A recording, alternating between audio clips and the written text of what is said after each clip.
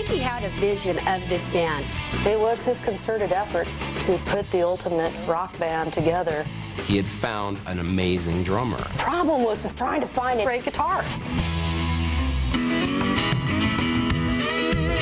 His real name was Robert Anthony Deal. He grew up in Garden Grove, California. He didn't like the initials RAD, R-A-D. He was always coming up with another name every week to be called instead of being called Bob Deal. When he hit Mick Mars, you know, it just kind of came out and it stuck. We had a band called Whitehorse back in the mid-'70s. Mick was a guitar player that followed our band around, and he was just dying to get in our group. We were playing Deep Purple, Led Zeppelin. Mick would come around to where we would play, and he would just stand there and look at us. He was introverted and shy. Mick had 2 children by his first wife. He had to make money so he could support the kids. He didn't have a dime to his name.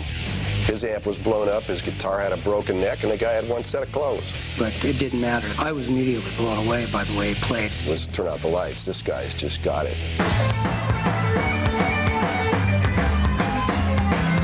He added a dimension to the band that we didn't have before.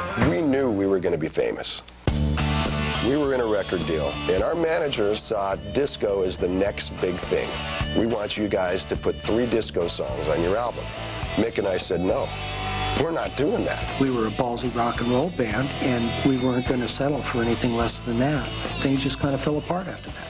Mick and Kenny continued on for a few years in Vendetta. Pretty soon that band fizzled out, and Mick was back on the streets destitute. I don't know how Mick survived. He hooked up with another gal. He had another baby. All of his bills started piling up. He was starting this pattern of failure, and I think he just saw, hey, I'm never going to be able to get out of this if I don't change something.